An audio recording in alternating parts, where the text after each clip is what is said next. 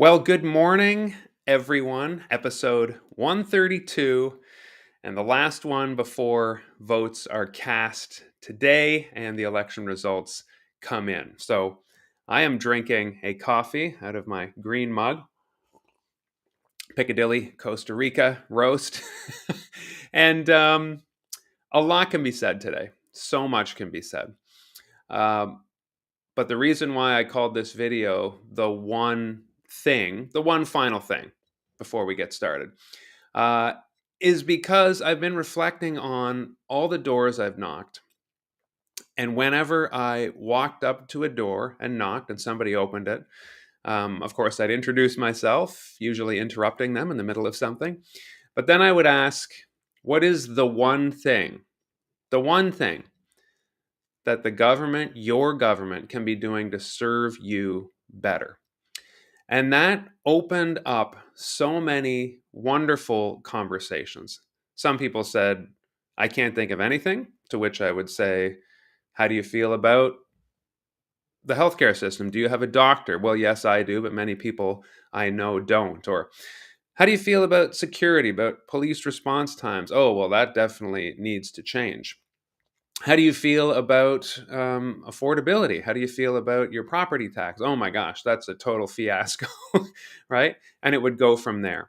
And so that is how we are going to bring about change: is one challenge solved at a time. And maybe each one of those challenges will necessitate another solution on top of that. I've said before in my videos, nothing is ever done. We're never going to say we've fixed it.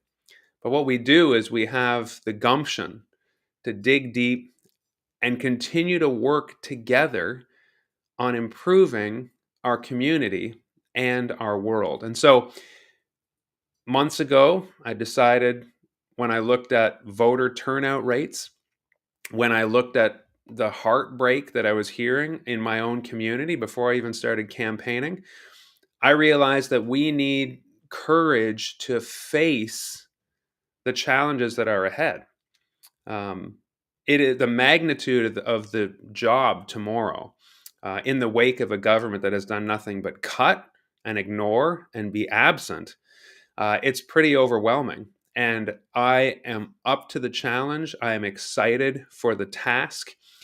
But it is our participation together that will get us that common good goal that we're aiming for. And so participating looks like you watching videos like this, you learning about the other candidates, the work that you have done to inform yourself. And today it looks like voting and telling others around you to vote.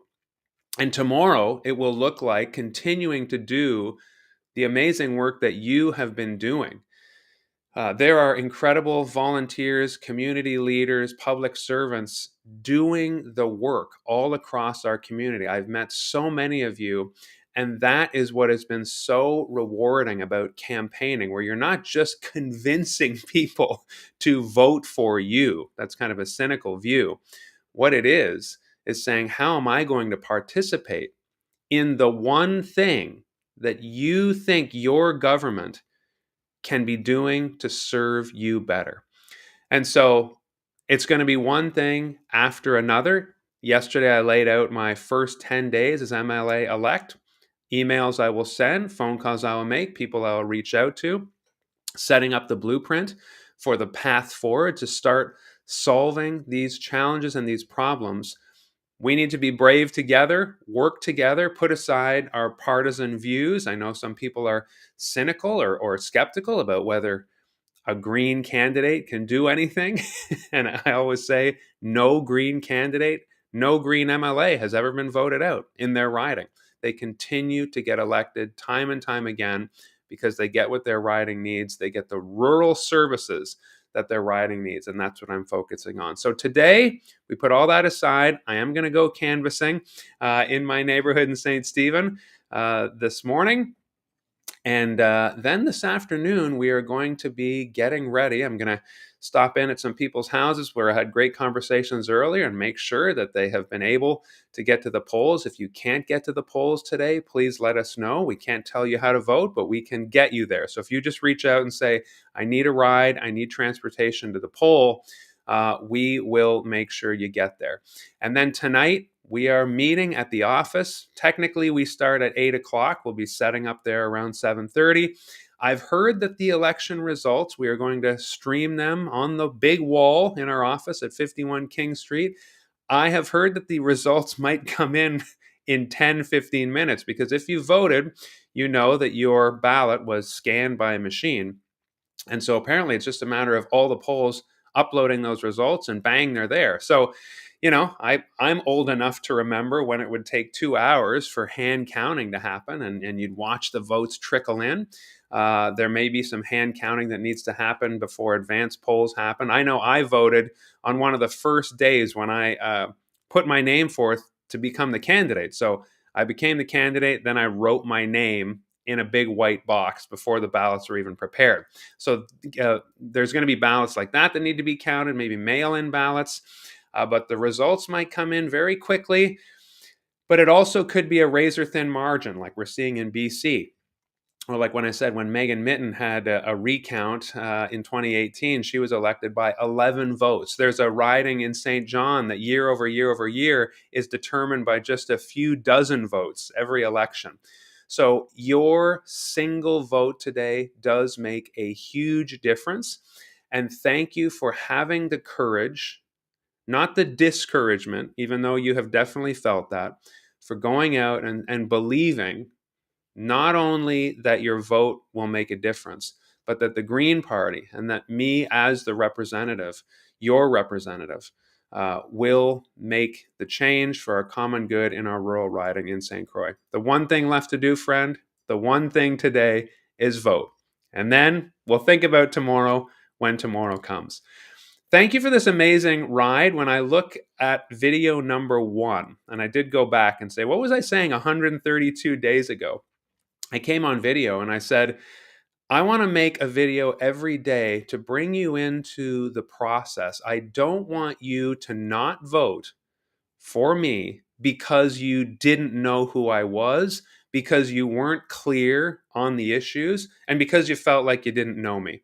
Now, again, in 4 months, while I also had to run my own business and officiate weddings that I had booked a year before, and again, helping that client base of 2,000 people all over the world, I've had a very busy summer running my business and also trying to knock on as many doors as I could almost every day. But I did fall short, of course, of every door when you're working and also campaigning.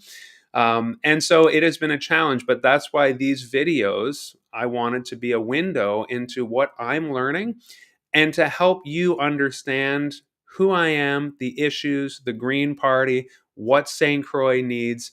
And I really hope these videos have achieved that, because as I said on the first video, if you do not vote for me, I want it to be because you've become informed about who I am, what I believe, the things I want to work on for St. Croix, and you said no to that. I want it to be a very clear, I know what Mark stands for. I know what the Green Party stands for. I know what Greens will and can do in St. Croix.